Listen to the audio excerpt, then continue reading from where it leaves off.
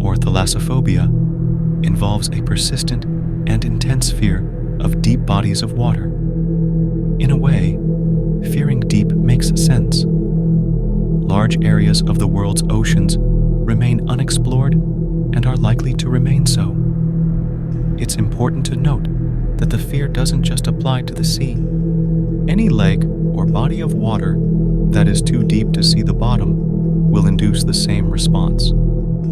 For someone suffering from thalassophobia, the thought of being away from land, the vast, dark blue view of the sea, and its obscurity are all very frightening. The thought of sinking down to the bottomless sends chills down the spine. Furthermore, our general fear of uncertainty is one of the thoughts that is said to reinforce thalassophobia.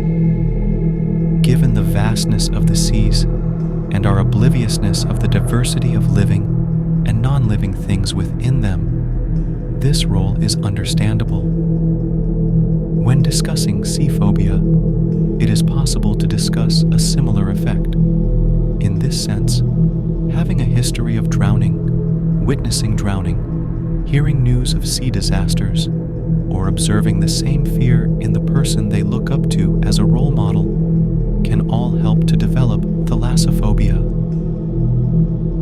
I would like to share my own story, as I myself suffer from thalassophobia. When I was 9, I started taking swimming classes. On the very first day I saw the pool, it was huge and deep. There were two ends, one was deep and the other one was shallow. The pool was declined like a slide. I used to practice with a floating board on the shallow end. 2 weeks goes by and I was doing good with the floating board.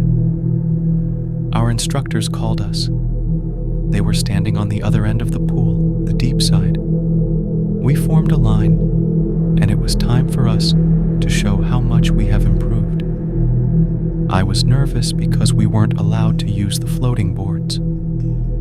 First kid jumped, and he was struggling for his life. One instructor was in the middle of the pool. Our task was to swim to the instructor without any help. The other instructor standing outside was holding a big pole with which he would help us come back ashore. Now it was my turn. I froze up. The instructor grabbed and throwed me in the middle of the pool, the deep side of the pool. I was in shock.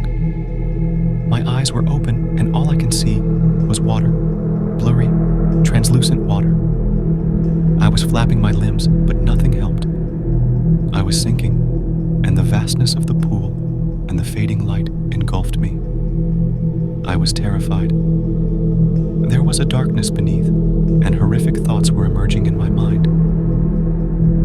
Somehow I reached the instructor in the middle. I was shivering, and my heartbeat was off the charts. I survived that day.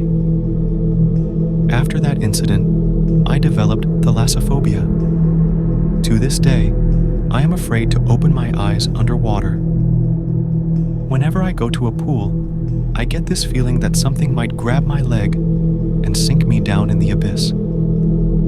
I try to recover from thalassophobia by watching diving videos on YouTube, but the nothingness and infinite void of water around gives me chills to this day.